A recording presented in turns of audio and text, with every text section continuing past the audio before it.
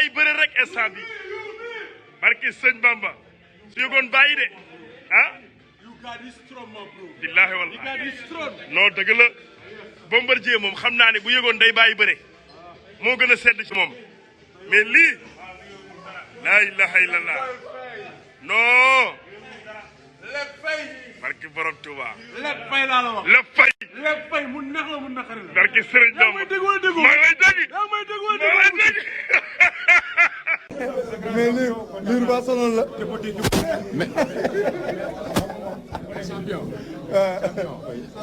émission guddi gi ñoo la seet.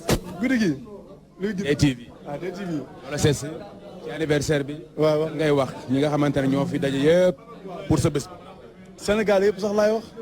mu ne kii bu bàyyi yitteem parce que am na fu ma ko teg suma papa la suma xarit la ak ñeneen aussi donc maa ngi sant ñëpp di gërëm ñëpp parce que nit bisam rek la am ba tax na daal ñun ay Sénégalais lañ ay citoyen lañ bis moo toll noonu rek ñu war ko féetee di bëggee Sénégal yëpp di wax kontaan nañ. joyeux anniversaire. merci beaucoup. Aïcha mais Khadim. waaw Papis. xam naa yow ñu daje guddi ga rek. waaw ñu dañuy daje guddi ga rek. mari naa teew. tey guddi ga jaajëf. alors ba tey ci biir Kër Balla Gaye émission guddi gi dafa ñëw tey doxantu si fii ci Maris waaye bu ñu jigee fii ca plateau ba lañ jëm léegi dañuy dem soppeeku rek ñëw ci plateau guddi gi alors fekk fi nag rakkam xaritam doomu ndeyam Sa Thiès ñu ngi lay nuyu. waaw maa ngi leen di fay di leen ziar. kontaan ci yow waaw ñoo far yow. la dalal ci émission guddi gi ñëw fekk la tey kenn du leen loo fiy def. waaw sama kër la. suma frère la xam nga nga bokk ndey ak baay bi aussi xam nga bokk salaat famille mu la nit ku baax koo xamante ni xëy na bis moo dellu si waat. bisu anniversaire u Balla Gaye Sénégal yëpp ñëw teew duñ ne guléet ndax xol bi may na ko loolu.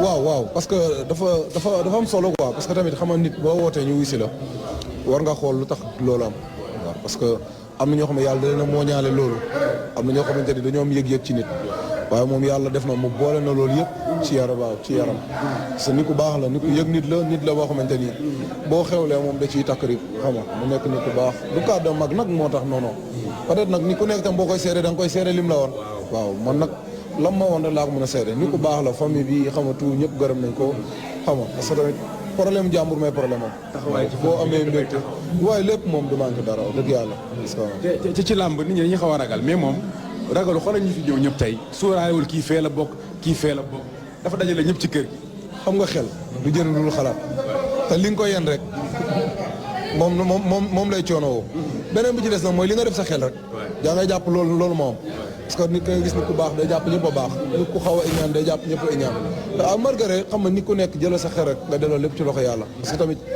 mënoo ñàkk ñu la bañ a non mais du tee tamit xam nga rafetalal sa diggante ak ñëpp moo waral sa jàmm di gën a am xam nga parce que tamit lii góor la boo xoolee tey ay doomu géejawaay du jeex ñoo fi ñëw ak nga gis ñoo xamante ni tey télé nga leen di gis wala nga gis ñoo xamante ni tey mosoo leen gis sax dëgg yàlla kontaan naa si trop franchement parler yéen it dinañ ci gërëm baax a baax d'accord kon nag yow ñu ngi lay bàyyi looy wax ci émission guddi gi nga xamante ne temps moo yëngal jamono DTV maa ngi ko suivre maa ngi ko suivre maa ngi koy mujjee suivre def naa mooy bi ngeen doon def ak Lirou Diane